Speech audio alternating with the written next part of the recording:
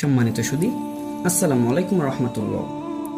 জিহাদ থেকে বিরত রাখার জন্য আয়াত নাজিল করতে হলো 635 সাল নভেম্বর মাস। আরবে তখন ভীষণ দুর্ভিক্ষ, তার উপরে অবিশ্বাস্য রকমের গরম। বালুময় দেশ আরব, এই বালুর উপরেই নামছে আগুন জ্বরা রৌদ্র। মরুভূমি প্রান্তের শীর্ণ গাছগুলো জ্বলছে যাচ্ছে।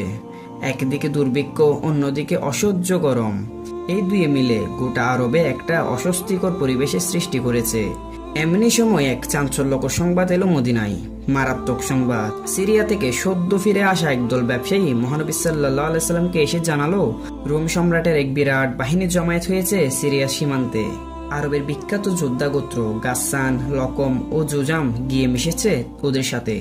রোমান সম্রাটের 40,000 সৈন্য এদের সাথে ঐক্যবদ্ধ হয়ে একযোগে ছুটে আসছে। তাদের অগ্রবাহিনী আরব সীমান্তের বলকা পর্যন্ত এসে গেছে।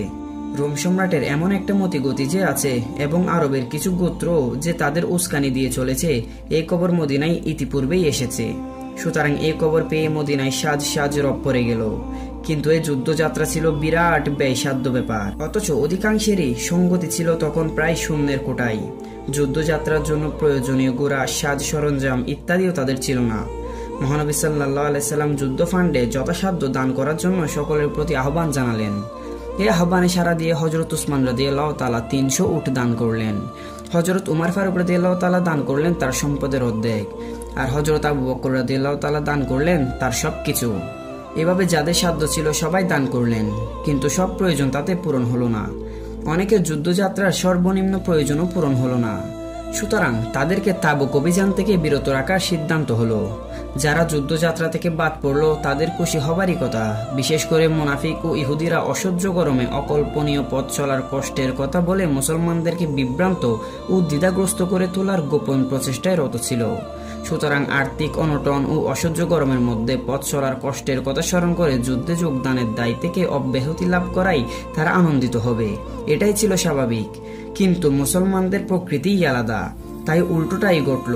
যারা যুদ্ধযাত্রার লিস্ট থেকে বাদ পড়লো তারা এসে মহানবী সাল্লাল্লাহু আলাইহি সাল্লামের কাছে কেঁদে পড়ল।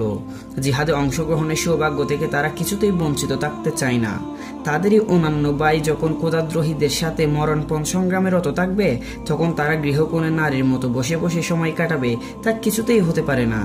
তাদের জিহাদের বেকুলতা দেখে স্বয়ং মহানবী সাল্লাল্লাহু আলাইহি সাল্লাম অভিভূত হয়ে পড়লেন। শেষ পর্যন্ত কোরআনে আয়াত নাজিল হলো তাদের সান্ত্বনা দেওয়ার জন্য। আর সেই লোকদের কোনো গুনাহ নেই যখন তারা তোমার কাছে এই উদ্দেশ্যে আসে যে তুমি তাদেরকে বাহন দান করবে, আর তুমি বলছো আমার কাছে তো কিছুই নেই যার উপর তোমাদের আরোহণ করাই। তখন তারা এমন অবস্থায় ফিরে যায় তাদের চোখ থেকে অশ্রুর দ্বারা বইতে থাকে এই অনুতাপের যে তাদের ব্যয় করার কোনো সম্বল নেই।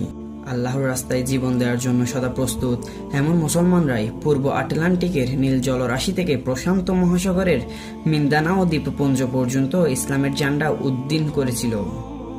প্রিয় দর্শক, আজকের ভিডিও এখানে শেষ করছি। ইনশাআল্লাহ দেখা হবে পরবর্তী কোনো এক ভিডিওতে। ততক্ষণ পর্যন্ত ভালো থাকুন, সুস্থ থাকুন, MM ফাউন্ডেশনের সাথে থাকুন। ধন্যবাদ। আসসালামু আলাইকুম রহমতুল্লাহ।